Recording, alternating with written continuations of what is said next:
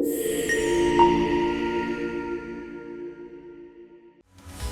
Factor, there's no one like us. The only podcast you can truly trust.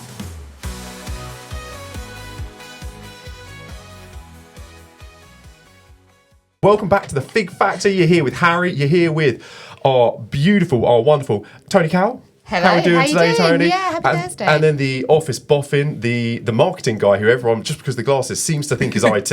And I regret wearing these for my interview. I'll tell you. Absolutely. Matt, you're Matt. Have you tried them on Matt's glasses? I haven't. Try them on. Oh, I don't want to. Yeah. This is how you get a job. Just fake glasses. Look at that. Right? I thought it was a joke. He doesn't even need them, No, does it's he? because you're all actually blind. Yeah. So you're learning Do you think glasses. we're all just like correctly lensed? That's how I Yeah, found out I glasses. needed glasses. User I've You put them got. on and you go, wow, I can see again. I was expecting to feel pissed when I put them on, like be really thick lenses. I thought they'd be like really strong, like milk bottles. So Well, they're only like 0.5. It turns out this is all Matt did. Matt was struggling to get a job, and he was like, "What can I do?" And he was like, "Glasses, little polo shirt," and he just strolled right on in, The Sharing person your behind me is secret. across the room right now looking at me very suspect. just shaking his head, just like, "God damn it!" Regretting his Just- decisions. Talking of regret. Yeah, so speaking of regret, welcome to the alcohol episode. So by popular demand today, we're going to be doing our alcohol podcast. I didn't have a song to sing. I didn't want to make that a thing every time, but I quite enjoy like the singing opens to it. I didn't have like a good song to sing that would have been like really like... I think when I think of being pissed, it always throws back to like 90s, noughties classics. I was thinking a bit of Venga Boys. Yeah. Like that. Yeah. Yeah, exactly. No, but it was not specifically, sex podcast. Let's talk about sex, baby. I can't remember what I did before that, but I do it at the spur of the moment. Right before they turn the cameras on, I was sat here thinking like... What about that song? What's- Shots. What's like a really good... Shut. Do you know what? I thought that, but then I just thought, are we meant to be encouraging drinking? Are we meant to be discouraging drinking? Or as always, we're just going to give the facts. We're going to give some real opinions and some Probably all insights got into it. similar opinions, but varied. But we're certainly a certain age Yeah. bracket, I'd say. To be honest with you, I don't want to do this podcast very well because when I saw the drinking podcast in my mind, I saw like Fight Companion. I saw piles of bottles on the table. I think earlier in the week I was telling Matt, I was like, I could definitely shake a cocktail in one of these. And at no point today has anyone been like, what's your drinks order for today? And I did request a bottle of vodka Yeah, when I Matt did was put this going past to the the shop. CEO Professional. earlier. Yeah, I did jokingly be like, oh, I guess we're doing this one without any drinks. Haha. Let's see if we can be as fun when we're Yeah. sober. I was waiting for someone junior The to answer be... to that, Tony, is no. Yeah, I was waiting for someone junior to be like, get down the shops now. And then my favourite drink's whiskey sour. So whiskey sour, I need lemons, I need an orange, I need bourbon whiskey, and I need eggs, and then I need sugar, and then of course ice. And I was like, this is starting to get like quite a long list. I didn't think I'd push it too much. Serious shopping I'd have list. taken a Should have beer. gone old school and just like a glass of bourbon on the rocks. Yeah, absolutely. The only reason I Mad put the Men rest style. in is to like slow it down. I'll drink whiskey straight, no problem at all. That's the only reason I mix it into a cocktail because at least then it lasts me like Risky a few game, minutes. though. Yeah. No song today, but I did come up with some titles for the podcast that I'm sure Timothy's going to love over there. So Okay. you can let me know what your favourite... I'm going to go in ascending order in my preference. So, Spirited Debate. That was a pretty good one for today. Booze Clues. I don't know. Booze Clues, You got I that enjoy one. Is that that. maybe a little bit over your head for the age? You got Booze Clues? 18 to It's a 30. cool. Yeah, okay, perfect. Poor Decisions. Ooh. I think Poor everyone can Decisions? relate to That's that. a- I like That's a that good one. one. There's a And lot of depth to that my one. favourite by far, this is going to be the title for it, Sip Happens. Okay? So today we're having a conversation. Why is drinking so popular? Definitely especially in Western culture. And as always, we'll do a bit of a deeper dive. What are the sort of downsides of it? What are the positives, if any, of drinking? I'm sure I can find a few. And then we'll kind of round it out with some advice on how to sort of manage your drinking, avoid hangovers, everything useful like that. And I hope there'll be some good takeaways for the people at home. All right?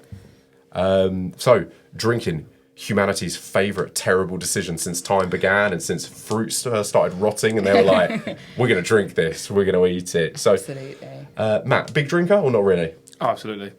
Yeah. It's the only way I can talk to people, Yeah, really. Matt likes a beverage. Yeah, I can tell when you've had a drink because you'll look at me right in the eye. So Yeah. it's usually Right now, sort of I'm always, like, what do I look at? always danced around. Tony, are you much of a drinker? I would say I probably fit into the stereotype of a binge drinker. Have to hold my hands up to that one. Really? I don't regularly drink. Yes. So when I do drink, I'm going. You let the dogs out. I'm going hard. Terrier is Yeah, unleashed. yeah. Oh my god. Absolutely. Awesome. It's interesting, isn't it? Because I think definitely as part of UK culture, I do think things are shifting a bit now, but it is, and definitely throughout growing up and stuff, it's such a huge part of life. I do think in Britain, when it's a cause for celebration, what's the first thing everyone says?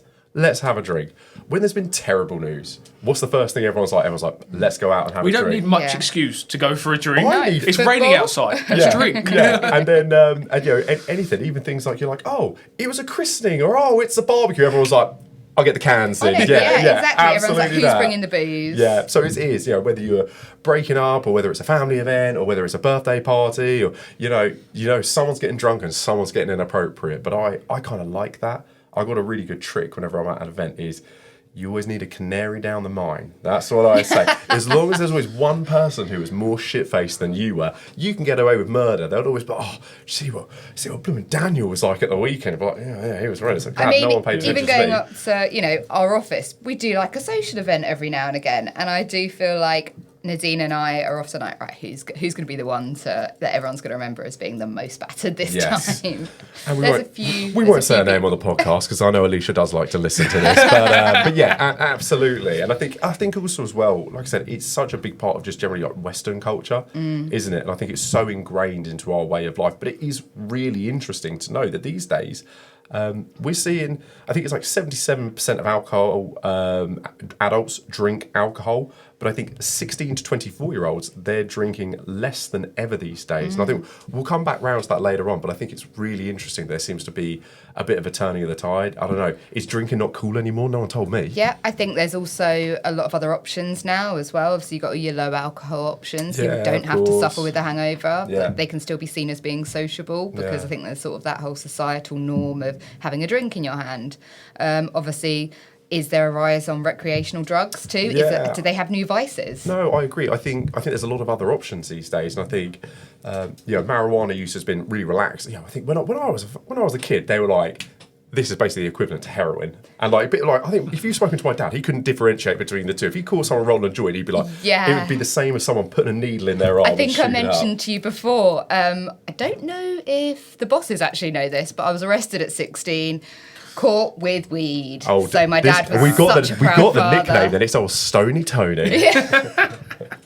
Yeah, everyone, that'll be bringing back a lot of memories. But yeah, so I got caught at 16 just with possession. Spent the whole day in a cell. Got arrested probably about 10 in the morning. Didn't get home till midnight. My Really? dad was not happy. No way. But like you say, it's a lot more relaxed now, and also globally as well. You Yeah. know, I remember going over to LA pre-COVID 2020, and the weed shops. Yeah. were Oh, they're mad. everywhere. I think one of the craziest things for me was did New York probably about 10 years ago, and I've been back a couple of times. But yeah, I'd not been back since they legalised it, and they've restricted the rules a bit now.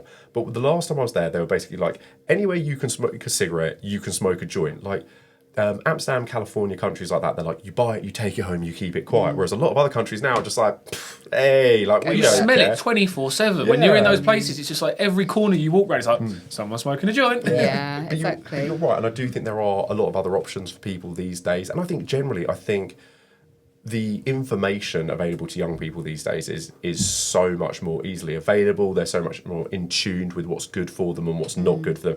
And do you know what? I'm worried that they're just like, do you know what? Drinking's what my parents and my grandparents did. It's not cool anymore. I wonder if that's it. I wonder if they see people like drinking a pint or something, they're like, oh yeah, I nice suppose one, it granddad. goes back to, obviously we are kind of on the cusp of when we were younger, social media and things like that, actually thinking about it. So, when I was a kid, I would get bottles of cider, and loads of us, in our teens would go camping locally in the village we lived in and just get battered. Yeah.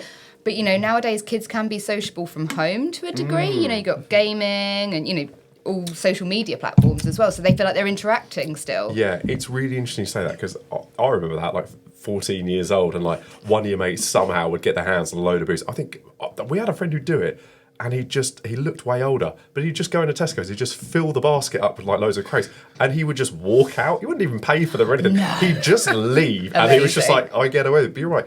I would be like 14 years old, I'd be like, I'm going to stay at my friend's house, aka we're going to go get battered in a field. Yeah, and he we'll tells just- his mum that he's staying at your house. we'll just come back in the morning. But you're right. I think, I'm sure to teenagers these days, and they got iPad, they got Oculus headsets, they've got PS5s and stuff. They're like, oh, do you want to go get battered in a field? They're like, Also, No. their parents can track them, I suppose.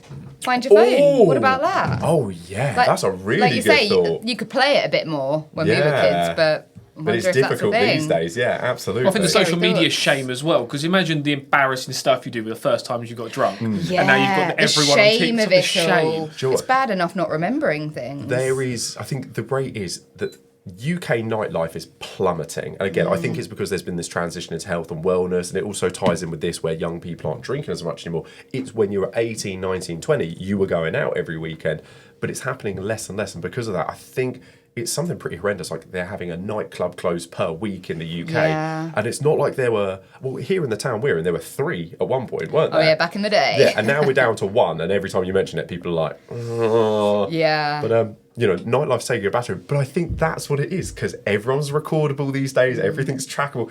Back in the day, when like I'd go out and we'd fake name people. Like Yeah. we'd just tell people a fake name, and people were just like, nice to meet you. Whereas now it's too difficult with social media. I was awful at fake naming people. I'd be like, I'd come up with something stupid, and they'd just be calling my name all night, and I'd be like, who the hell are they talking to? Shit, Yeah, I forgot I'd told them a fake name. Absolutely.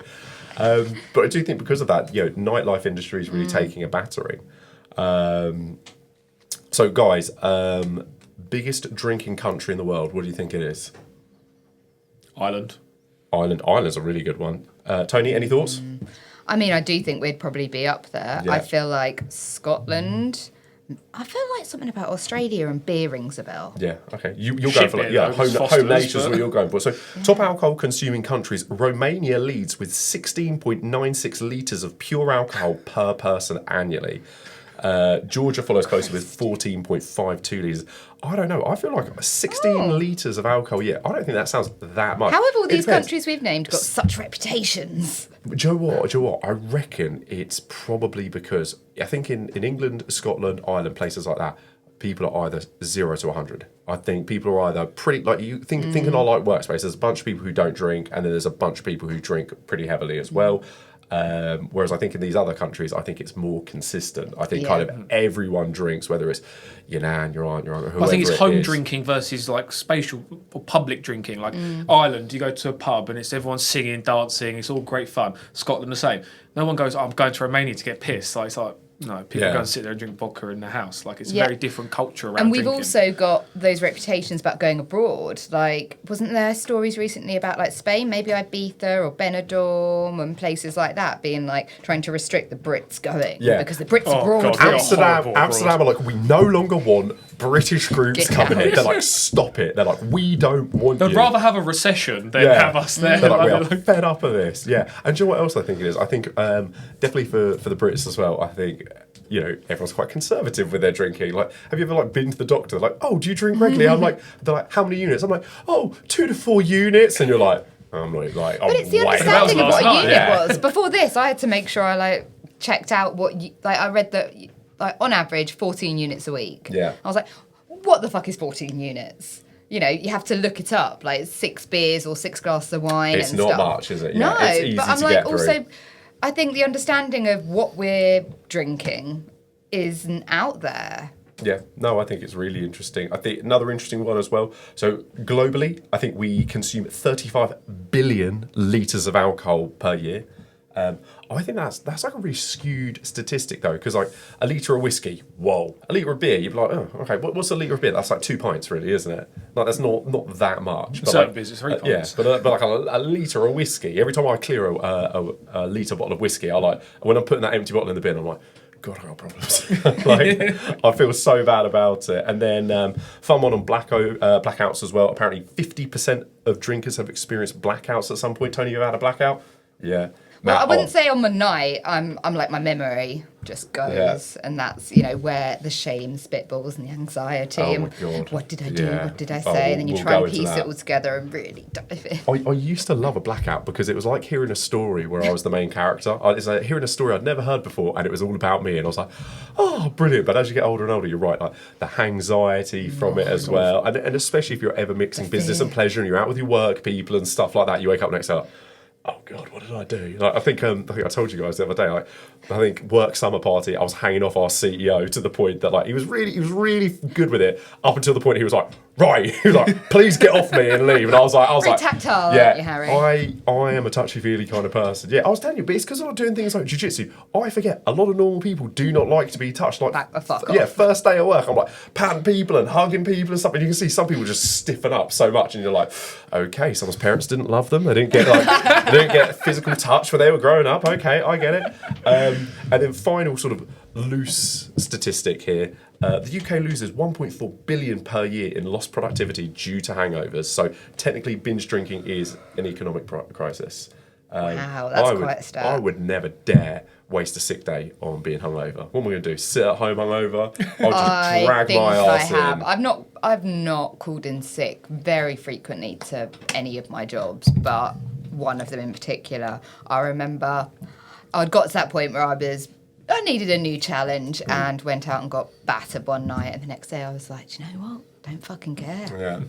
So yeah, I did it. I've Called come it in with a hangover. heavily hungover, and it's just your brain's at like half capacity. Yeah, I was yeah, questioning yeah. like 1 sec. Like, Just concentrating on Me- not vomiting. Yeah, I've turned up to like jobs before, and I'm like, no, I'm good to go. And like I've turned up, and from where Matt is to me, people are like, who were you drinking last night? And I was the like, worst. oh my God, is it that bad that people can smell it that strongly on me? But you know, I think there's a big difference. I'll never call in work sick, but you can send me home if you want to. Like Yeah, exactly. I held up my end of the deal. I was here, but when I was younger, I'm sure we all did. Like, you'd go out all night and be like, right, you know, club shut at 5, I was home by 6, had a quick shower and shut my eyes for 30 minutes and I was back out the door. How did I ever do things like Yeah, that? the thought of that now, these days, like, you know, people that say, like, go hard, go home. I'm very well known for going home. Yeah, you are. You are. We learnt that I'm very on well the known, first like few 10 p.m. socials. to be like, see you, get out. And you know what? Hold it against me for going home on the socials, but sometimes I see you lot turn up on Monday morning and none of you can look at each other. Yeah, and I'm exactly, there like, avoid eye contact. I'm there like,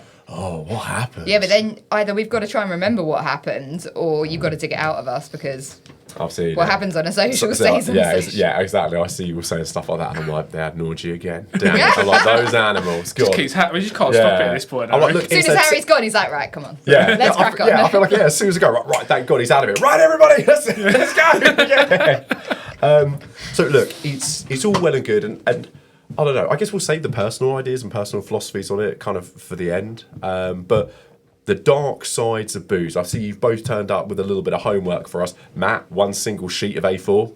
Great to see you taking this so seriously. Tony, 2 sheets of A4. Actually, technically it's the same. You've double-sided, haven't you? Yeah, I'm saving the planet. Tony, she doesn't care. Ladies and gentlemen, I've whistled mine down to just a very reasonable 5 pages today. My first pod, Harry had 10 pages of notes. Yeah. People didn't appreciate when I'd send my notes over ahead of time, would they? Be like, Not happening. and with this, where we came up with a new rule, which is don't read each other's notes. We don't care. We'll figure it out when we're in there. Exactly. So, like all those terrible one-night stands and decisions that happen when we're drinking, there are some downsides. Matt, what have you got for us on the way of downsides of drinking? What's the dark side of it? Dark side, death. This is Well, Christ. Dark. Got but in. you went in all the way, but yeah, Well, you I asked guess, the dark side, I Harry, guess and you're I right. People, provided. Yeah, so I guess you're right. So people die of long-term alcoholism. Literally, you can drink yourself to death, or obviously horrendous accidents happen when people have been drinking. So, great way to suck all the fun out of the podcast. 5 minutes in, Matt. Anything else for us? Everyone thought it was going to be a really fun episode. Yeah. It's No, like, we're sorry, gonna guys. scare you straight. That's Yeah, it. exactly. You die. You drink alcohol, death. That's it, pretty much. No, I think going from the death, it's the poor decisions. And then if you're around a group of people, you're having a laugh, and you all push each other a little bit further, and run across a road. And it's like, we are Stupid fragile beings. decisions. Yeah, of it doesn't course. take much to fucking die. And with alcohol, you're willing to risk it. And there's so many stories of stupid deaths. I saw one boy died because his friend dared him to eat a slug when they were all drinking. What? And he got paralysed. Oh I my think he was in a God. coma and then died. No So you think way. the guilt his friends feel, the parents feeling, your son died because he ate a slug Oh my god. on the piss. Like, we've all done stupid things. Yeah. To be honest, Yeah. I probably would have ate a slug if someone dared me to. I'd do it. I'd do it now. I'm if we had horrified one. by yeah, that. absolutely. Oh. And you are right, and also obviously the impact of the families and things like that. But could you imagine being sat at the funeral when like everyone's like, "Oh, I'm so sorry for your loss," as the parents being like, "Why did he eat that fucking slug?" Like you'd be like, "He ate. Oh, what happened? What happened to Tim?" You're like, "Ate a slug." Yeah, and you're like, "What?" couldn't- Yeah, It's bizarre. horrendous. Tony, Downsides of drinking. What you got for us? Well, like I said, I do blackout a bit. So when I was Yes. researching this, it was really interesting. I saw a clip from Diary of a CEO. You know, I'm a big Yeah, fan yeah. of that one. And he was chatting to this doctor, and he was explaining basically how it affects your white matter in the front of your Oh, brain. okay. And how basically it's all about like your nerve cell trackers and things like that, and how your memory, your information, and your impulse just goes out the fucking window. Yeah. And I think it's actually a bit scary thinking that those blackouts are simply because of the booze and it's fucking up my brain. Yeah, absolutely. Pure We, damage, isn't it? Exactly. It's your brain being like, I'm not sticking Checked around out. for this. Yeah, I'm checking out. I'm going for it. Your brain's like outside, like, I just can't deal with it anymore, man. It's like, I want to quit this guy. Yeah, absolutely. I had a party a little while ago. One of my really good friends, Tim, he really likes to drink, and probably by like 9 o'clock, like they get that glazed look in their eye. They're like they're Gone. looking through you. You're like talking to them, and like you could keep doing the same sentence over and over and over again. They'll keep answering you, and yeah, like it's horrendous. I've seen. I try and draw the line these days, but like definitely when I was a younger man, there'd always be like loads of videos of me there, and you just see in my eyes they're so like glazed over and blurry that I'm like, I'm not there anymore. It's those This is my physical representatives. repercussions. Yeah. Like takes such a toll on the body, and like even hangovers. Like Oh, if I'm God. really bad, I can be in quite a state. Like I basically either eat all the food or eat none of the food because my stomach is not having anything. Yeah, it's one way or the other. Yeah. Matt, you're a bit younger. You start getting hangovers yet? Oh, so when you guys are talking about staying late at a Child. club and then going to work, I've always been the worst with hangovers since I was 14. I'm like, can't talk to me for 2 days. My friends know if I stay around there, next day it's like, man, Leave he's him- retired. leave him Like, alone. just leave him. Really? Yeah, can't eat, won't talk to people. I'll be like the guy in the Snickers advert. I'll be a moody little bitch. And that's what I'll be You're an like. old man boffin. I'm an old man, and I'm worried because everyone says it gets worse as you get older, and I'm pretty bad as it is. So Yeah. So Risky yeah, game. you've really got to come. I remember being at uni, and I had a mate where like every time he'd drink, he'd be like so sick. Like the next morning, I remember someone put him like in a room with me, and they were like, "Oh, sorry, Will's going to come and lay in here for a little bit." Oh, and there's this pots and pans that he's being sick into. And I remember just laying there being like, States. "Drinking's not for you." Yeah, like drink. I don't think drinking's for you, mate. But obviously, yeah, blackouts. That's a pretty horrendous one. Death probably as bad as Do it you hear about gets. people peeing the bed? Talking Or about peeing on this guy suitcases. being put. Yeah, look, okay. Later in life, I never did it when I was younger, but for some reason in my 30s, I've had a couple of occasions where I've woken up pissing in somewhere that's not the toilet. So, yeah, I told you I think guys, it's pretty common. I think it was a combination of the booze, it was jet lag, and then we were just in this big Vegas hotel room, and I remember just waking up in the middle of the night because my fiance was screaming at me, and I just remember being like, "Why are my shins like? Why does it feel like that? Bit of Why splash. does it feel like I'm getting splashed on my shins?" I look down and I don't know why I was just peeing all over this hotel room, and like about 60 centimetres away from where our suitcase was as well, with all of our clothes in it, Close call. opened up. So yeah, that could be bad. So yeah, pretty bad. I'm not even embarrassed. I do worse stuff than that every single day. So yeah, do your worst, guys. Try and embarrass me. Yeah. Obviously, it goes without saying. So the horrendous damage to the liver as well. Obviously, we know that alcohol lends itself to long-term liver problems. Mental health. I'd say the neuroticism, the negativity that people drink regularly, end up, you can tell an alcoholic before you smell them, before any of the drinking, it's just, they're arseholes. You don't meet a happy alcoholic, No. do you? They're just so negative. Well, like it's a downer, isn't it? Like, I Yeah. think I've definitely had nights where I've drunk and obviously not been in a great headspace. Mm. Probably not since my teenage years, so maybe I was a bit hormonal or whatever. But I remember drinking, and I think one New Year's Eve, I've just locked myself crying in my toilet. It's called my dad to come pick me up, like where bless it's you. such a downer and stuff. Yeah. Like I think I've had a couple of nights like that. I think for most people as well, like, I've I'm always really happy. I'm a really happy boozer, but there are people who get really salty or really angry when they drink. And again, I always think it's just not for you. If someone has to apologise, in my book, you get one apology for something you did when you were drunk, and after that, you shouldn't be drinking. Like most people, it's not an excuse if you go out like, "Oh, really sorry, I said that thing," or "Really sorry, I was that problematic." It's because I was drunk. In my book, you get one apology for that, and then otherwise, it's done. It's not Yeah. for you. Yeah, And I think exactly. as well, if you're someone who gets really bad issues when you're drinking, drinking's just not for you, Yeah. and just don't do it. But I think for so many people, it's such a short-term fix to a long-term problem. And people are depressed because their life's shit, so they drink, and then when they come back round, they're miserable because their life's shit, and then they drink, and then it just kind of goes on and on and on in a vicious circle. So I think that's really bad for people. And like you said, it is a downer. It's just proven. I think previously when I'd go on like, holidays with friends or whatever, I think I did a handful of those like awful boozing holidays. But like by day 4 or 5, I wake up in that bed and I'm just there, just like, get me home. You do. You start feeling depressed and horrendous, and it's kind of like that thing. Like if I love ice cream. If you had ice cream breakfast, lunch, and dinner every day for a week, you'd be sick of it. You'd never want to see ice cream again. And I think alcohol is a fun reward and it is enjoyable. But the whole point is if that's all you do all day, every day, then where's the reward? Where's the reward? Where's the enjoyment? Well, from compound it? that with You're the just chemical getting the problems negativity. that goes together with the alcohol, and it's like it's actually bad for you and all the negativity. So you've ruined the fun, and then you've got something that's just chemically making you worse the more you drink it. It's just no wonder you're grumpy. Well, actually, I read something that was interesting and loops back to one of our previous episodes about like brain gut axis and obviously how this affects brain gut axis. All of the Season above. 1, episode 6. Link here. Look at that. It's called upselling. This is how we get shit done around here. Yeah, absolutely. That's what we start doing. Just subtly link everything into it. It is. It is all linked. Do that painful thing at the end of the episode, and like, if you want to watch the next episode, here's right here. Yeah. Subtle as ever. Yeah. But obviously drinking affects, like I've already said, your brain, but also if you're already in a dark headspace, it's all going to be off. And you pouring alcohol onto it is not going to help either of those things. You've mentioned period poos, but the hangover poos, they're pretty, for me, they're pretty One of my rough. friends calls them Hagrid poos.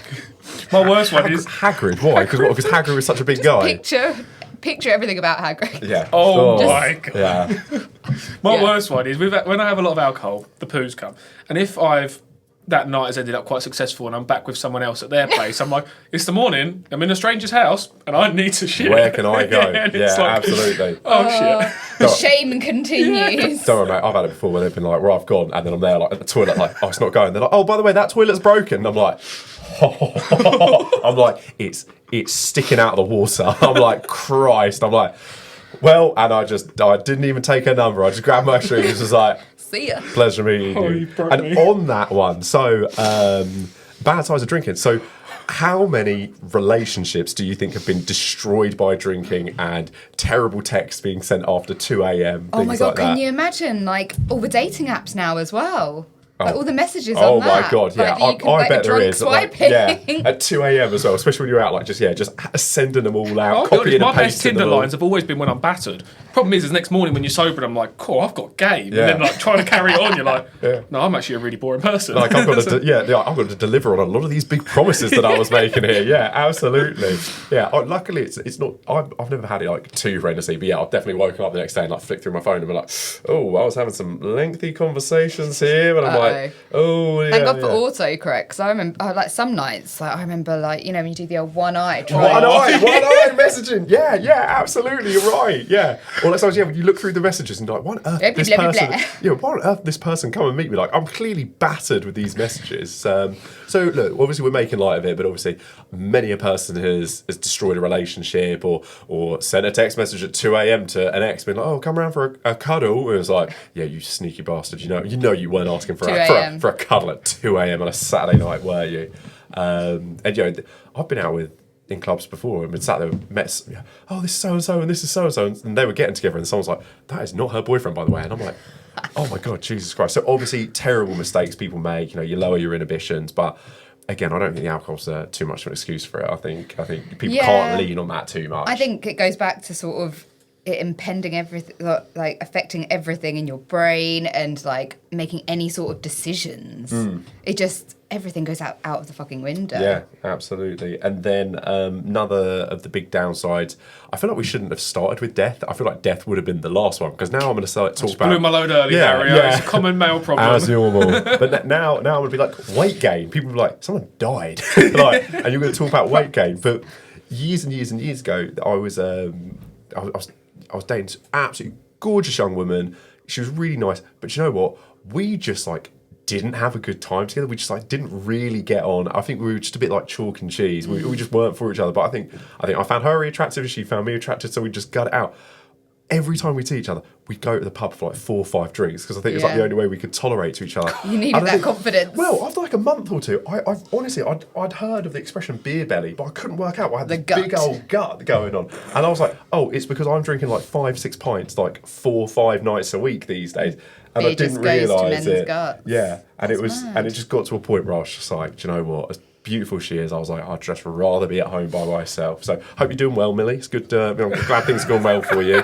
But that is another big one. Is it's empty calories and you know, like I really like whiskey, and I think people argue a lot. They're like, oh, but the spirits is less calories. But it's like that's kind of just like pure sugar, really, just concentrated sugar. But beer's about 250 calories, and if you're having 5 of those, it's like, you know, you're having close to your daily limit. Well, even booze. when I was pregnant, obviously wasn't drinking, and we actually went on honeymoon while I was pregnant. So, you know, obviously Jamie's drinking beers, going to cocktail bars. We're still doing the honeymoon thing, but I was doing it very fucking sober. And there's only so many mocktails and things like that you can have. You're like, I'm drinking a lot of sugary juice, yeah. Oh my God. And luckily we found a really cool cocktail bar in the last place we went to, and we went there quite a few times because we liked it. And the guys, by the end, I was just like umming and ahhing over the menu, like, I don't know what I want. And so they rustled me up something different. But again, it's all sweet, it's all sugary, and it just, again, it goes back to that sort of, I guess, societal rule or standard of like, generally you've got to have a drink in your hand. Yeah. It is, and it is a weird thing. And also as well, like, it's like you said, Matt, when you go out and everyone has 5 or 6 drinks maybe. Could you imagine going around someone's house and they were just like kept bringing you like glasses of orange squash? They're like, here we go. And you had like some orange squash and they're like, whoa, let's get you another. You're like, what the hell are you doing to me? Yeah, down it. It's just orange squash. Year 6 disco, we was all there. Yeah, absolutely. We're maybe playing party games, not drinking games. Tony, you touched on it as well, the hangxiety, the hangover anxiety. I used to not care about anything, and I think I just wake up and find it funny, whereas now I get horrendous anxiety, and like, if I've had a night out, I'll be up from like 4 or 5 a.m. And I'm just rerunning every situation, every conversation, and things the night before I was just, it was funny, and we were having a laugh, we were having a joke. I'm like, oh, was that really mean? Oh, should I doing that? Oh, I wonder if that came across as rude. Oh, and then I think my brain even starts fabricating made up ones. I don't know if it's the same for you guys. But then also, you're like, okay, never again. Won't do it. Like, I'll stop drinking at work socials and stuff. Everyone said that. I'm never drinking again. But 6 hours later, like, hey. Hair of the dog. Yeah, absolutely. Well, we'll come on to that as part of our little hangover remedy. I don't even know if we want to really go into this one. Biggest drunken regret? I don't know. I think there are some like this could be really dark here. I don't know. We might have to circle back on this one. I always think Timothy's going to like blur out everything that's really bad, and then when I see the podcast, I'm like, a lot of this made it in there. Yeah. I don't think I've even got like huge regrets. I mean, obviously, getting too drunk generally for me is a slippery slope. Yeah. Like I remember a time we went bowling. There was this really fun bowling alley that had like a DJ and things like that.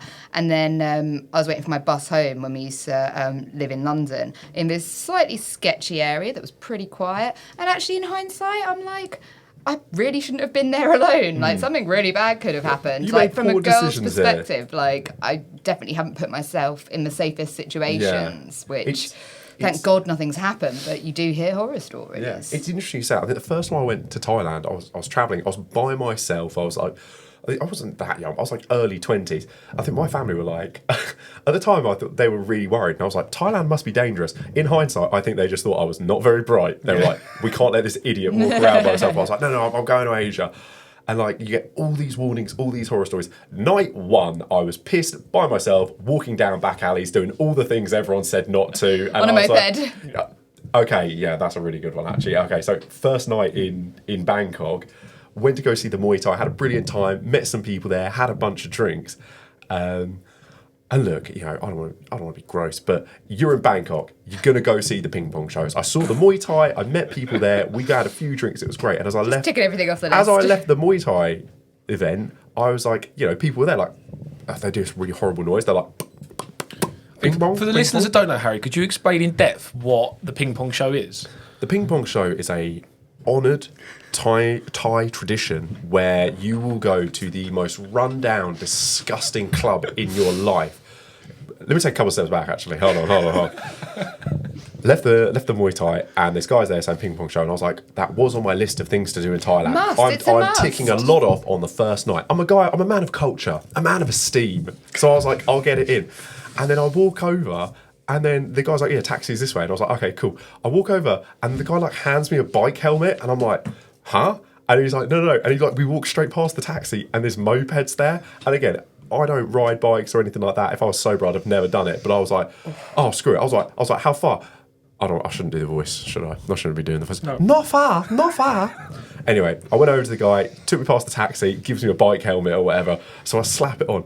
I'm wrecked. I've never ridden on a You knew he was gonna motorbike get some or the money back out of of a. you. Yeah, I've never been on the back of a motorbike ever. I get on it, flip flops, no shirt on, tiny pair of shorts, and like this isn't even like the countryside. It's the centre of Bangkok in the middle of the Wow. night, and this dude's hitting like manhole covers at full speed. I'm not a religious man. I prayed to God on the back of that moped and I said, please, God, please, if you get me off this okay, I'll never do it again. And I just remember looking down at like my toes, my exposed toes, being like, I'm if losing we them. crash, this is going to be horrendous. And then finally got to the ping pong show. So yeah, Matt, like I was saying, it's where you go to a horrendous building. And it sounds really fun when you're drunk before you've been. But actually, the real experience is harrowing. And there are these poor women who basically, for money, will insert things inside themselves and they'll fire them out. And then it's not just the ping pong balls, so people get confused. I was there on the front row, the back, like, That's just the headline.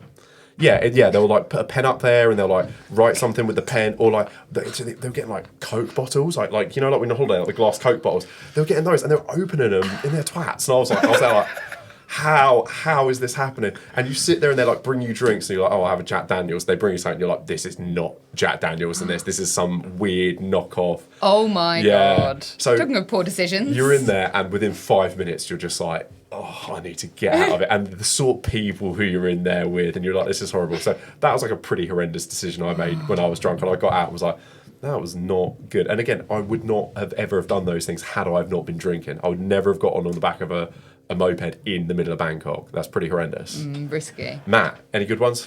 None that I can say on the podcast because I'd like to keep my job. All of the best drunken stories are ones you really don't want to say in public or in front of your parents, aren't Yeah, they? this is a dangerous question you're asking. So this is Harry. a chance for us to think that you're cool. Yeah.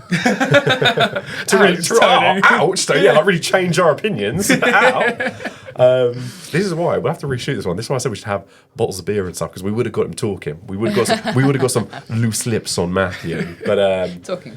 yeah, I've got a ton more stories that I probably shouldn't say that are all revolve drinking. But I think most of them I lean into and just think are really funny these days. Exactly, but that's the thing. Actually, we've come out the other side of it, and we're lucky enough that actually nothing's really been too sketchy. Nothing that's went happened. horrendously Like, wrong. there's definitely Yeah. plenty of stories here in the paper. I think it also, I picture from sort of springtime. I don't know why we love sort of summertime drinking. Is it like the weather changing and the outdoors? I'd say springtime it starts when, you know, you've got Cheltenham races and the Daily Mail splashing all the photos of everyone absolutely battered after Oh the my God, races. yeah, And absolutely. they start to come out, and then you've got, you know, all the summertime stuff, like all the festivals and things like that, and, you know, uni ending, and, you know, I feel like the media sort of promote it and the state of the binge drinking world today. Well, I wonder, it's probably such a huge part of our economy as well. So they tax the living daylights out of drinking. There are so many bars, restaurants, pubs, clubs, things like that. You know, there's a whole industry behind it. Yeah, well, even the market for low alcohol beer and stuff like that has gone mad globally. So just generally, so much money to be made, isn't there? Absolutely. The last flight I went on was a flight to New York, and it was with Norse. Have you guys ever flown with Norse? Nope. Don't ever fly with Norse. You get no food, no drinks. They lose your bags, which had an engagement ring in it, and they give you zero communication about ever getting your bag back. But on the flight, there were no drinks included, and you get the little thing out. But oh, what have they got? And I was like, it was like £14 for like a 330 milliliter can of beer. And following on from last week, we know you need to drink to get through a flight. And the worst thing was, I was like, this is extortionate. 7, please. Like, Line 'em up. I dread to think how much money I spent on that like 10-hour flight. Yeah, it's really funny to say that. Actually, there is one pretty bad regret that I have. So, for the people at home, I have cracked time travel. Time travel is real. Time travel can take place. Now, the misconception is you will time travel, but the rest of the world around you will continue as normal. But I'm very proud of this. So, what I do is I hate flying. I'm not even that tall. I'm 6 foot. And for me, it's just horrendous being in those tiny seats, jam-packed in there, breathing in everyone's farts for like 11 hours. I can't stand it. So people think I'm afraid of flying. I'm not. I just get battered regardless of what time the flight is. If it's like a 5 a.m. flight, then guess what? I'm getting to the airport at 1 or 2 a.m. and having a drink. Crack it on. And it's great because what it does, it kind of knocks me out. And then as I open my eyes, they're like, ladies and gentlemen, we're now making our descent. And I'm like, I did it. And the first time I went to Thailand, I did that. I knocked myself out for like 10 hours. It was brilliant. It's gone. It's not always gone perfect. It's not a perfect science to it. So I have had it before where I've woken up just after takeoff and been like, oh, I wonder if they've got any of those. And like try and like, yeah, oh, and then the air stewardess, I did repeatedly ask for some water ahead of time, and they were like, you got to pay. And I was like, it's fine, I'll pay. Please can I just have some water? They're like, you got to pay. And even people around were like, we'll pay for this guy's water, just give us some water. And then I was like, oh, you got your fucking coming then. Filled up 2 bags and was then just there, just like, take those. Your own fault. Take those, please. Yeah, absolutely. But Dehydration. There you go. Don't want to be dehydrated. Dehydration is a huge issue with that's drinking. a full Absolutely. body issue, isn't yeah. it? But the one that I'm really ashamed of is I was coming back from an all-inclusive family holiday and I nailed it. I was the life and soul of the party, and then I think it was all-inclusive cocktails. And on the last day, I was like, I've not really been like battered the entire time I was here. I was like, flights are like 5 p.m. I was like, I'm going for it. I just drank every cocktail they had. And I remember going up to the hotel room to get my stuff ready. And I think one of my sisters got a picture of me and I'm carrying drinks like that. And it was one of those cool hotels. You go up and you're like, can I have 16 of these? And they asked 0 questions. But you say you bought an array of cocktails. Oh, I mixed. Like, what? That's the thing. Is it true, or is it a myth that actually mixing drinks isn't great? You know, because that's the kind of thing that we do. So I'm of the belief it's not a thing. Like mixing's bad. It's just so happens that when you mix drinks, you're probably going hard. It's like if I'm just going to the pub, quick 2-3 beers, it's fine. But if I'm mixing, it's probably because I'm like, right, we're going to get smashed. Let's do a shot. Let's do this, that. Of course, when then you're mixing, you feel bad afterwards. It's like, That's the thing. Yeah. Like actually thinking about shots. Generally across a night you might have a few shots, or you hear about like the fraternities in America when like all the people in their initiations have like the shots lined up or something, and it's like, God, the extreme drinking like that must absolutely, like, I've had bad hangovers, but something like that just must be mad. And I want to call out the fraternities because they all say they drink heavy and it's mental. And I've seen Americans drink and they can't. They don't know how They to can't drink. No. They're going to be like, let's get hammered, and It's it's like, just like, ooh, Zach and Says- Kyle, oh my God, I had like 4 beers. yeah, this Bud Lights, like little cans of them. I'm like, hey, you get drunk off beer? I'm like, come on, step it up. Yeah, well, you go to America, yeah, they got the diddy little ones or whatever. Trying to I'm get like, drunk in America and they give you cans and bottles. They've Yeah. never heard of a pint before. It's just like, come on, guys. Could be an Australian schooner. Yeah. But yeah, no, I think you're right. I think actually the mixing of different alcohols probably isn't that bad. I think it just feels bad because every time you're generally mixing drinks, Yeah. you're really going for it. Or It's anytime the you're throwing strength. shots in there and stuff like that. But yeah, there's a lot of downsides to it. And I was just going to say, I think last time I found the airport, heading to the airport, next a load of drinks at a time, head to the airport. I felt absolutely fine. Had a few more drinks at the airport, and then I don't remember anything until I opened my eyes. I remember looking around the plane, being like, oh, I've time travelled again. It's absolutely fine. I remember like, oh, I must have really been out of it because everyone's had food and stuff. And I just remember everyone I was with kept looking over their seats like this. Everyone's like eyeballing me. I was like, What have you done? what did I do? And I remember like just touching my now fiance, and she was like, get the hell off it. And I was like, oh no. And it turns out I got blacked out in the airport. That and I little just- man of shame pops up on one was shoulder, that- anxiety was on the an other. Absolute nightmare. Apparently, I barely made it on the flight, and then when I got off the flight, I got one of those passport cases. So I got to immigration, opened my passport case, no passport in there. I was like, oh no! And of course, everyone's already fuming at me, and then I'm just And you trying. can't remember? And I'm trying like I have no idea it is. I don't remember getting on the plane, and just to add insult to injury, my family were absolutely fuming. The staff were so good; they found my passport on the plane, came out, and they were like, "Well, because you've had to wait, sir, get in the VIP queue. Let's get you out of here. You don't want to wait too long." They're like, "Get out of here, you scamp!" So I was Death there. stares Yeah, I was from there like with everyone my else. bag before my family had even made it out, and I've not been invited on a family holiday since. So that's a crutch, right? Is it a social crutch these days? Because, people get this extra confidence. Yeah, it's so interesting you say it, because I've been working really hard, like all jokes aside, the past few months I've worked really hard on my relationship with alcohol because it dawned on me that I think it is a crutch. And I think in my mind, definitely at like gigs or shows or seeing friends and stuff, there is a big part of me, and I think probably a lot of people where it's like, if I'm not drinking, am I having fun? Exactly. It I does. admit to being a binge drinker. Would you guys say that you're okay with like just casually drink? You could have two. I know that you go home early. Just but bearing in mind my CEO and any future employers may watch this, I'll say I handle it very well, and I'm definitely not dependent on alcohol or a binge drinker. fucked. Yeah. Well done, Tony. You just screwed yourself there. I definitely struggle with an off switch, so I like going to the football. And first trip to Wembley, semi-final of the FA Cup against Man City, I remember zero. Really? I remember none of it. Absolutely none of it. I had to watch the highlights again in the morning. It's like, oh shit, we lost. So Yeah. I absolutely remember absolutely fuck all, because it was just like, right, we're going to get there 3 hours early. We're going to go to Green Man and we're going to get smashed. And it's just like, what a waste of a day. Yeah. So I spent the money going up there, had loads of memories. I don't take pictures on my phone of anything. I just try and live in the moment. So I went to Wembley.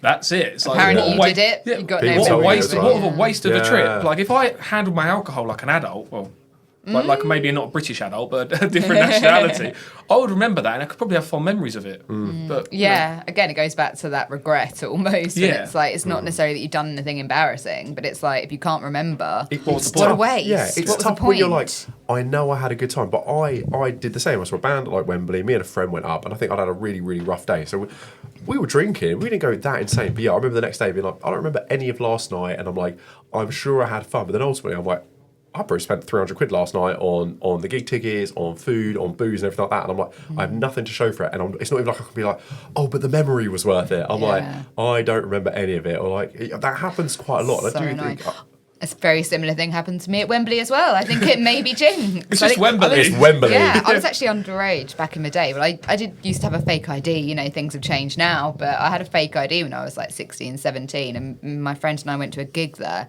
and she wasn't particularly confident in London, but I was probably a bit more in navigating with tubes and stuff. But I got so battered. We made friends with like the beer guy. He had like the bag on his back and was going around to people's seats and stuff. So Oh, we yeah. didn't even have to move. It was great. And yeah, to the point that when we came out, she had to somehow get us back to the train to then get home. But yeah. I think I have so much respect for people who don't drink, and I think people who either don't drink, they either just never got on board with it, or they had a real problem, had to cut it off. But like, neither my dad or brother drink, and that's not like, oh, they don't really drink. It's that they never drink. And I am Have always they so, ever? Never. And Oh, I'm so they've always, just never been No, it's first. just not for them. They claim they just don't like the taste, but I'm always like, something terrible happened, didn't it? You You two got- are like, With we them had two to change together. it. But I am. I'm always in admiration of people who don't drink and don't need to lean on that crutch. I think Yeah. when you're young, it's cool, but the older you get, you realise it is a bit of a crutch for people. Yeah, one of my best friends, she lived in Berlin, went hard for a while, and that was many years ago. And now she's back here in Manchester, and she doesn't drink. And I remember, you know, we've had some great nights since. And she's always like life and soul. Like, she's great at driving the party. If we're all battered and want to go somewhere else, she's the first one to sort of help us organise it. She does look after us a bit. She's, you know, she'll keep an eye on us because we can get a bit carried away. But she still has a great time. And part of me wonders, you know, would I be able to stay up till 3 in the morning if I wasn't battered? I wouldn't be here. No, I don't know. Have you ever been around drunk people not drunk? I'm like, Yeah, I would leave. it's exhausting. Yeah, absolutely. Yeah. yeah, sometimes if I've done a sober night, I'm a designated driver, I look at my friends, I'm like, and they're battered. Why am I friends with you? And then you think back to when you're drunk and you're like, I thought they were amazing when I was drunk last. It's like, crap, I'm one of them. Yeah. So Yeah, You'd exactly. never want to meet your drunk self sober, I'll tell you that. No. I did do my head in. Yeah, absolutely. absolutely. I think, and the final bit on the real negatives of drinking as well is obviously drunk driving. So obviously it leads to death. It's a horrendous thing that back in the day was regular. I look back on Christmas now as a child. I remember seeing my grandparents sitting there all day drinking, and then at like 8, 9 o'clock, like, well, we're heading off. I'm like 14 bottles of wine between you. Like yeah, but it's just back in the day, wasn't I think it? it's a bit of a generational thing because I feel like older generations still probably push the boundaries a bit compared Yeah. to the legal limits. There's a BBC video of when they were changing the law to ban drink driving, and the Oh guy's my like, I don't think this is a problem at all. Like, I can handle my alcohol. I've had 5 beers and I can drive Yeah. fine. And it's just like, no. There's a really similar one in America, and it's all people like down in Texas as well, being like, "It's goddamn un-American if I can't work a hard day and have a beer in my truck." And I'm like, and there's like a woman in there with like a child not even clipped in, being like, "It's ridiculous." But yeah, it is I think a generational thing. And yeah, well, thank God they put such strict things in place. But what blows my mind is obviously in the UK, it's like a one and done. You get caught over the limit, you're done. Your license is gone. It's a fine, potential prison time. But you can't. I don't know how long the ban is. It's probably a couple of years. What blows my mind, and I don't know what the exact rules are, but obviously in America they have DUIs, but it's not like a one and done. Like sometimes they get like a few chances. This is at it. crazy. So I got I never caught knew bad. this. I Yeah. thought it was like a standard thing. You know, it's not okay. No, and some of them get like breathalyzers fitted in the car. So if you have a DUI a couple of times, they'll fit a breathalyzer in your car that you have to blow on every 10 minutes to show you're not intoxicated. I suppose it's because in England they're like, it's little, you can get where you need to go. you're like, worst case scenario, you can get a taxi. Whereas America's so big and so vast, they're probably like, oh no, we understand. People like when you go to a bar in America, It's car stuck. parks are huge. Like, Yeah. it's not like that in the UK. Like most bars don't have car parks. I wonder if they've got a higher tolerance as well then for that reason, so they can have 2 or 3 beers and still legally be allowed to drive home. When I was last there's definitely a lot of signs that like don't. It's not in the UK. It's like don't drink and drive. But they're like don't drunk drive. They're like obviously going to drink and drive, but don't drunk Yeah. drive. But that brought me on to this wonderful little segment, which is celebrity DUIs. So I don't know how many of these ones you guys have seen, but obviously Justin Bieber got a pretty good one. Oh yeah, the mug shots. Tiger Woods got a really bad one when he was like, I think he was saying he was on all the pain pills and stuff around Justin his affair. Timberlake recently, wasn't Timberlake it? in like New York Yeah. City, wasn't it? Do you know who I am? Yeah, could you imagine? That's exactly what I'd do. I'd do that now, and I'm not even We famous. judge people for it. It's like, oh, definitely pull that Yeah. car. I'm trying Try. everything. Obviously, Ant from Ant and Dec had a really bad one a little while ago. yeah. Yeah, and Forgot then my all-time favourite is Mel Gibson. Now he gets like no end. I don't think I've seen that Did you never see? mugshot. He said a lot of wild and racist stuff. It was. Really? I think it's like late How 90s, recent? a long time ago. It was like late 90s, and they've never stopped ripping him for us. But like he said a lot of very anti-Semitic stuff to those police officers, and like yeah, I watched it in preparation for this podcast and was like, I can't use any of this. I was like, I can use none of this material here. But then also as well, it's like in the UK, obviously they have the breathalyzer test, but I think I don't know how it works out. We need a lawyer in here, but obviously you can not provide a sample. They'll arrest you for that. But I guess some people are like, I'd rather be arrested for not providing a sample rather than It's when getting you see convicted people when for they drunk driving. crash their car, they run from the scene, don't they? Because they'd rather get done from running from an accident than get tested for drink It's driving. called the hit flask defence. So if you're in a bad crash or something, yeah, you leg it from your car, you get home, and then like when the police come, you're like, oh, I was just so shaken up, I was fight or flight mode, I panicked, I ran home, I've had half this bottle of vodka just to calm my nerves, and now you're here, thank goodness everything's okay. But this is not the sort of advice we want to be giving. But they can't disprove it. They can't. They have no proof at that time. And it's that line from a law-abiding citizen. It's not what you know; it's what you can prove. And if they've got away and got to the bottle of booze, they're like, well, there we go. So it is really worrying. And again, I think a lot of people have made really stupid mistakes. But I think the big thing I'd always like to remind people is, it doesn't matter if you kill yourself. It's if you hit another car with a family in it, and you're responsible for doing that to somebody else. There's a horrifying video in America of some young kid, I say young, like an 18, 19-year-old, and he's sobering up in a police station. They're telling him that he's just killed someone after drink driving. Oh, God. And the look on his face God. when he's like, I've killed someone. You can tell this is not a bad kid. Yeah. But he's drink drive. He said that he had a few beers at the club. Decisions. And then has hit someone. And the look of, I've ruined my life. I've just taken someone else's life. Yeah. For what? Because I couldn't be bothered to get a taxi. Yeah, Because I couldn't be bothered to pre-organise my Just night sleep out. in your car, although I'm not sure that's... I think when I was younger, I had friends who'd be like, oh no, but it's only over there. And Yeah. but my logic, I was like, if you were stuck somewhere and you had no other option, then okay, that's one thing. It still doesn't make it okay. But if it was somewhere you could have easily got to and you're just being lazy and you get pulled over for that, I remember, that'd be way more I was horrendous. on a night out in Canterbury. I must have been sort of 18, 19, and I was on antibiotics. Had been a bit under the weather, and I had like a full car of people, and I was driving them around. They were, trying to encourage me to, get involved and get drinking, and I was just like, no, like, just not going to happen. I'm driving and whatever. And that night I got pulled over by the police and breathalyzed because everyone else, obviously at that point of the night, was absolutely battered. This guy rocks up and goes, all right, Mrs. Schumacher, pulls me out of the car. All the guys in there are loving it. They're like, well, Stony Tony, we need again. Talking of driving under the influence, that also did not happen. But usually we do. What do we usually do? We usually do good points, bad points. So let's do some goods. What are the good points of drinking? The first one, I'll go first. I don't think you want to live to 95 or 100 these days, really. I think like 80 is a pretty good run. I don't know how many like people you know who are in their 90s. I've known a few, and pretty much all of them have unanimously been like, I'm ready to go.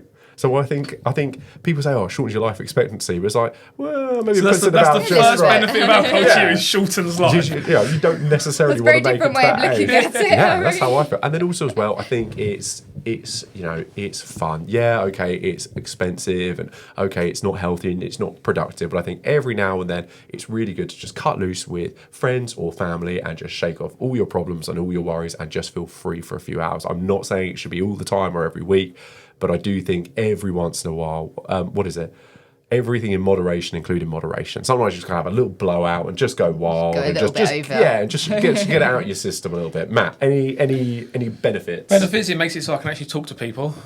Confidence booster. That's a great one, yeah. Absolutely. Matt, I've seen it. As soon as he's had a few drinks, Matt is just like a flirt. Got the beer goggles on. Me and Matt were out, and I shit you not, this girl is just. Actually, honestly, I was there. I was like grabbing people to come and look. I was like, fucking look at Treats this. him like a The zoo wiggle animal. without grass. Yeah, I was like trying to like get footage of him, but I was like, he was like fighting her off, and like Matt was like walking away. He was being hounded. Matt was being hounded. I was like, oh my god. I was like, he was just crushing it. So makes you confidence, makes you an expert level flirter. Tony, any benefits? I think going back to that confidence thing, it's about sort of that balance of having a bit of fun. You know, our last night out, the office loves a bit of karaoke. You know, it doesn't take like any drinks for us to get up on the mic, but I think once a few people I have wanna started, know if you're playing me, keep it on the low. Thanks, Tony. there we go. Oh, well, this is a solo, no accompaniment. Fuck off. Yeah, so I think, you know, a couple of people like that were up for it too. I think maybe they needed a couple of drinks to warm them up. just to loosen them up a little bit. Yeah, exactly. But then I suppose it goes on to that sort of, you know, it can easily spiral. I think there's too many risks to describe it as being a great thing, like a good thing. I think we need like a public service announcement here to be like, we are not advocating drinking. We are just saying there are some cons and there are some pros to it. Yeah, exactly. And I think the idea of celebration, you know, a good old cheers when you got all your mates around the table or someone's got engaged or, you know, that idea of celebrating, I think, you know, adds an air. Yeah, absolutely. It's like a good like social lubricant. And then there are some people who really come out of their shell. So Rob, obviously, who works in sort of like a partner company of ours or whatever, I'd barely ever spoken to him. If he was like, all right, mate. And then I remember once at the Christmas party, he was a wild animal and he was dancing and loving it. Yeah, and I was like, dance. where's this guy been? Yeah, he was doing karaoke and stuff. And I think the key thing there is Rob's a chef. So there's certain professions where those people are just different tier to everyone else on a night out. And I'd put anyone that works in the kitchen, serious, probably an investment banker, they might be a twat, but they're definitely going to be a party animal. There's anyone in sales, Harry's good fun on a night out. Yeah, absolutely. And then I think the other, I know it's quite a short list. We've just done ages on the negatives. I think that's the reality of it as well. There aren't that many positives. But the only other one is you'd say like, you know, sometimes it can be like a nice creativity boost. I think like a lot of artists and writers and musicians all enjoy a drink, albeit they seem to be the ones that end up dying of overdoses and alcoholism and things like that. But I think there are a lot of great things that have come out from people who enjoy that side and are able to just, you know, access that more creative side of things and I don't know, get that artistic freedom maybe when they've been drinking a little bit more. But I've got some top tips here for how to drink without waking up in a police cell. So there's some golden rules. So they're pretty easy. I could have done with these when I was younger. Yeah. Well, this is all just through, you know, it's do as I say, not as I do. These are all tried and tested. So obviously pacing yourself. I think everyone's been hit with that where like you have a bunch of drinks and you're like, oh, I feel absolutely fine. And like it takes like a good hour really for it to get there. So if you find now, you still need to wait a certain amount of time before you start doing more before it kicks in. Yeah, there have been loads of times where you feel fine, you leave, and then as you're on your way home, you're like, oh my God. I think Nadine and I did this at the summer party because we were driving and then we got back to town and we were like, let's go. Yeah. And we played catch up and the hangovers then were pretty bad. Yeah.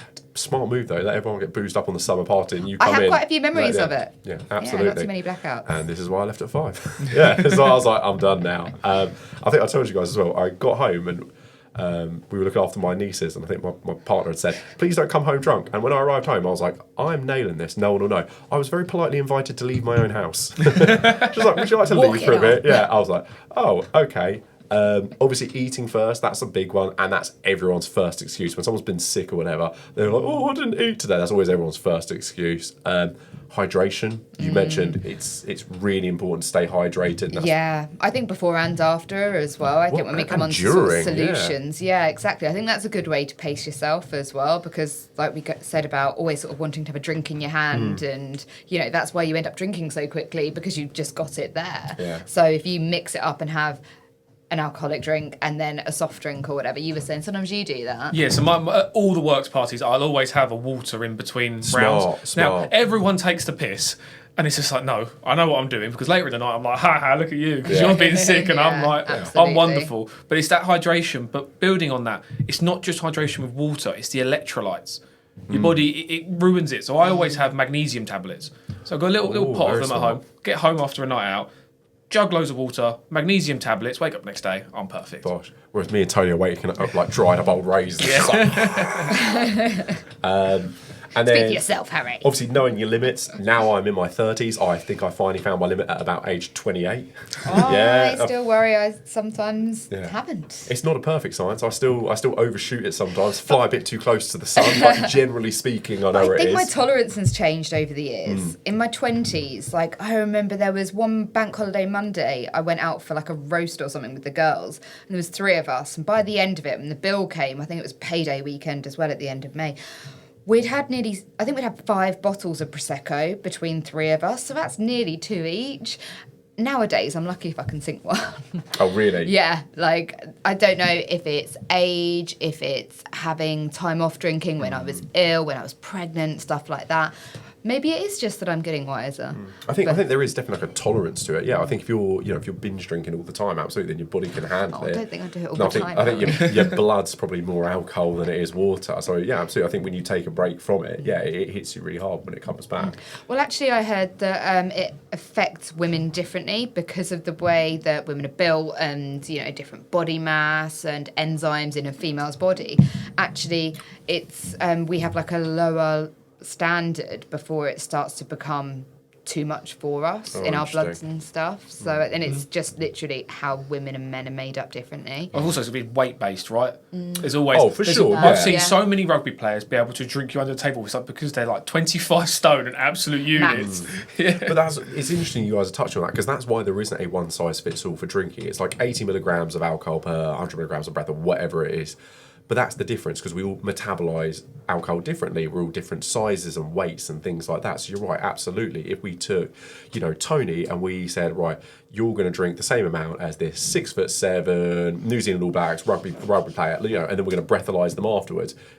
Scientifically speaking, we could do this test. Tony should definitely turn out to be Not if it's high. beer. We can get breathalyzers, actually, can't we? Oh, we could do a little test. We could do like some breathalyzer tests. Oh, that's a good one for a future episode. Yeah, absolutely. Yeah, because I've always been intrigued because I generally, if I'm on a night out, if a bar's got a espresso martini, I'm You're on hitting it. it. And maybe I'll allow myself 2 or 3. But then also I've obviously got the fact that's got the caffeine in and it's keeping me up. And then I'll taper off to like Prosecco or whatever. But I've always been intrigued as to if I were to stay drinking one or the other, would it be safer? Yeah. I think that's a That good is science interesting. experiment we should do with those breathalyzers. I also we've not really got any facts on this, but that's speedballing, and that's that thing like espresso, martini, boom, and like Jaeger bombs and stuff where you're doing the uppers and the downers and they're smashing you in the middle. I think people are like, yeah, that is not good for your body. Yeah. That's just like a car crash going on in your Oh, heart. when I was a teenager, that used to be my drink, vodka and Red Bull. When I was first started going hangover's clubbing and it was disgusting. £2 a drink before 12. And it was just vodka Red Bulls. And I didn't clock at the time. I didn't care. I was like 18. They were using like a full can of Red Bull.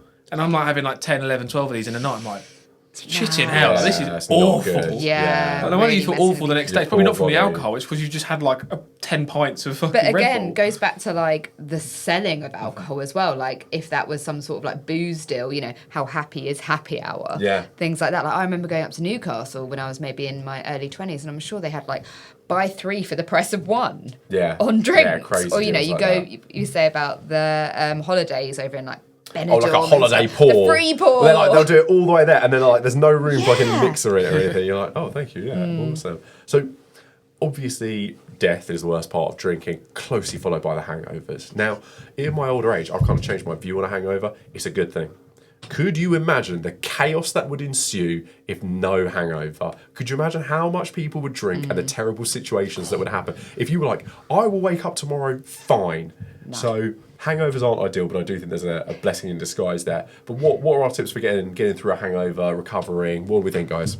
I personally love a carb. but I think there are definitely wiser choices in regards to food. You know, you can get foods that are higher in potassium and things like that. So, like Matt said earlier about like how your body becomes like deficient in things, you need to build those levels back up. So I think it's wise choices with your food. You know, dirty DOMS doesn't always necessarily mean you're going to be feeling better. How many food establishments like kebab shops and things like that are like, we survive solely on drunk people. Yeah, like that is our business. Whenever I hear of anyone getting like a daytime kebab, I'm like, you're a fucking animal. I'm like, kebabs are for midnight when there is no other option available to you. But some people are like, oh, you know, we'll order one in. I'm like, ugh, the smell when I'm sober makes me sick, but like, I'll eat one when I'm drunk. But I will say one of them was, I know I said I'm a bad person with hangovers, but getting up and out of bed. Just shaking it off, moving it. Just don't dwell in your pit of despair. Like I'm the person that is most guilty of that. But when I do eventually, if someone has to force me out, I'm actually moving. I'm like, this isn't too bad. Like you don't feel right, but sitting there and laying in bed, going through all the thoughts and stuff. So you've got to shake it off. Yeah. Just get on. Definitely. Yeah. And you already made a really good one, so like magnesium, B-vits, things like that before you go to bed. That's a really good trick. I heard activated charcoal is really good because it absorbs all the toxins and stuff, which really I thought, good. that's one that I definitely want to try for the next one. The only problem is when you start having a supplement stack for dealing with hangovers. It's like you're prepping to get Go better. to another crutch, a crutch for a crutch. I think obviously just rehydrating as well. So either electrolytes, like a load of water when you get home, that's really good. The classics, the old Barocca or Lucasade, Yeah, aren't they? yeah, exactly. A lot of people like good Coke electrolyte next for day. just for sugar. Yeah. And then obviously, you know, getting a good night's sleep. I think alcohol is inherently really bad for your sleep, like we discussed on the sleep podcast, but, you know, sleep it off as much as you can. I got an interesting one that I thought initially, my dad used to always tell me this when I was going out, and it'd be drink milk before going out. Drink milk or, This is like what a my load of dairy. Mancunian friend that no longer drinks said is her Because it would solution. line your stomach Pint is what of they would milk. say. You say wasn't like, it? I was like, no, this is one of your old man things. Yeah. But like eating mud, it helps your immune system. Yeah, but I've heard this one, but not tried it. no, apparently Maybe we eating cheese should. before drinking or anything like that lines the stomach and helps. Yeah, again, it's something to do with the bacteria in cheese or something, I think. Proteins and fats as well. Yeah. It's quite interesting. I've never tried it. We've though, got so a few I that I can't think we need to try. We need to get a few nights out and then try all these Do you different think? It'll come in the cures. next morning and see how we feel. Yeah. One that I really want to try that is apparently growing in popularity but pricey is the vitamin drip. IV drip. I would really want to not- try Whoa, it. you're so You're much not good tougher with than me. needles, No, are you? thanks. No, thank I you. really want to try that. I think Lee's tried it as well. Yeah. Liquid IVs. Yeah, it's just everything I've we're heard talking of it. about here. It's just in a bag, direct into your body. I really want to try Yeah, that. I've heard amazing things, but I definitely wouldn't give that a go. I think one of my big go-tos, but it's a slippery slope, is a bit the hair of the dog that bit you. I find it actually really beneficial when I wake up next morning if I like neck like a double whiskey or Oh my something. God. The problem, yeah, exactly. Wow. Problem is like 11 a.m. and you're there like. But that's what a Bloody Yeah. Mary's for, isn't Yeah, it? exactly. That's like the tomato juice, and Yeah. that's supposed to be helping you to feel better, but also the vodka, is it? My Sharp. problem is I was like, I'll have one. I'm like, I do feel a bit better. And I'll have another one. I'm like, oh, I feel a little bit better. And then before you know it, it's like, it's midday. And Slippery I'm slope. like, oh, I'm just drunk again. Yeah, absolutely. So there's some really good ones. Any other ideas for like hangover prevention cures? You guys got anything else? Oh, preventions. For me, I do have to make sure that I am that person that if I don't, then I always my body feels it. I always get that hangover where I'm like, ugh, I feel disgusting. I'd say it's the mentality going into drinking. You hear it a lot with certain people in the business here that we know can't handle their drinks. They'll go into the night going, I'm going to get smashed. Yeah. If you go It's into the a night goal, going... isn't it? Yeah, it's a goal. Oh, and then that's how there's you no know limit. a car crash is Yeah, going exactly. on. Yeah, there's a lovely person who we work with, and the other week we did a joint birthday celebration, and I know he doesn't drink. And before we said, these are the words he uttered, and he'll know who he is, but I always says no. He was like, "It's been over a year since these lips have been wankered," and I was like, "What the hell does that mean?" I was like, "Ugh," because he doesn't drink, he doesn't know drinking lingo. But the whole day I was like, "Oh, I'm getting a rat." I was like, "Oh, I'm doing this, I'm doing that." About midnight, Risky. I was picking him up off the toilet in the train floor, being like, "Come on, mate, let's get you home, mate." It's I was putting him on time. the jet. Yeah, I was like, I knew this. To be honest with you, I was like, I'm impressed you lasted as long as you did. Yeah, especially after a year of not drinking as well. Like we say, is there a bit of a tolerance and stuff? Yeah, no, I think there 100% is. there is And I think as well, just understanding, like we said, how it affects you. And then sometimes it's like, right, it's going to take an hour till I really feel it. Whereas when people are hitting shots, they do 10 shots, they're like, oh, I feel great. But it's like, oh, give it 25 minutes because that's really going to hit you soon. Yeah, I think there's some really nice points. I think overall, I think drinking, I think there are pros. It's very few, but I think, enjoy your life, enjoy time with people, have a good time. Just look after yourselves. Don't overdo it. I feel like that's everyone's problem. Is for some reason when you start drinking, everyone just always wants one more. Right? I know, like whenever we're out, like, especially they're like, right, last call. I'm like, give me 6. Yeah. All right. I just for some reason the little demon inside of me just can't help himself. Yeah, I find it in when I go to the football now, I have to structure my times. Like I'm leaving on this train because and I'm getting there at this time because otherwise I'm like, I'll squeeze as many beers in as possible. So if I know this is the time, I can do it. If I'm there for 4 hours, I'm Structure like, your drinking. I've got 4 hours here. That's 1, 2. That's a lot of beers. Like that's the problem. Yeah, that's if you know that you've got 3 hours of a night out, you're gonna go to the pub 3 hours. You're gonna leave early. You can balance yourself. That's 3 or 4 beers. That's fine. Yeah, if yeah. you've got an open-ended thing. So I'm going to squeeze as much in as possible. Yeah, exactly. You never know what they say. You never know where the night's going to take us. That's the tough one. And I think just before we wrap up as well, I know me and Matt both like to ski every so often. It isn't skiing's nuts, isn't it? Because it's like, let's mix alcohol and mountains and high speeds. And for some reason, it's such a huge part of like skiing culture. It's like there's bars all along like the mountains and stuff. But when you think about it right on paper, you're like, right, human balancing, going down a hill like 40 miles an hour at some points, like just everyone else like going like sideways across the mountain. I can't believe that. I love I'm never après gonna skis. be It's doing so that. good because when we ski, we're English. None of us are that good. There's always a French bastard that comes past that looks amazing. But after après ski, you think you're one of them. You think, you know what? I am amazing. I'm ready for the Olympics. Yeah, I'm straight down there. I'm flat out. There's flames coming off my skis. I'm amazing. You watch the video back and you're just like a drunken baboon going like that down a mountain. So I think, guys, to kind of summarise, I think we're saying alcohol is like your toxic ex. So fun in small doses, but disastrous in excess. So I think drink responsibly, enjoy yourselves, but know where your limits are. Enjoy it at the wedding or making the office parties more bearable. But just understand it comes with serious risks and understand when to say no before you're there calling your ex from a kebab shop at 3 a.m. asking us to come around and give you a cuddle. That's a pretty fair summary. Yeah, absolutely. Avoid that shame. Awesome. Tony, anything to add before we go? No, I think, do it responsibly. Enjoy, I think your suggestion of the walk off the hangover. Yeah. I think go with your mates to a cafe, get a greasy fryer, maybe take a few vitamins. Go Don't for a let that walk. mind go into that dark pit No. of despair. Yeah. Fight it off. Yeah. Go talk to your friends, and they'll probably say, "No, you was a good time," and then that's it. You Yeah. never talk about that night again. Yeah, That's That's how Okay. you exactly move what I on. do. Yeah. Oh, awesome. Well, thanks so much for coming in, guys. A pleasure for our Mr. Producers as well, working behind the scenes. And then, guys, give us a comment. Let us know what you want us to talk about next time. And we'll catch you on the next one. Peace out. Woo! We out. The Big Factor, there's no one like us. The only podcast you can truly trust.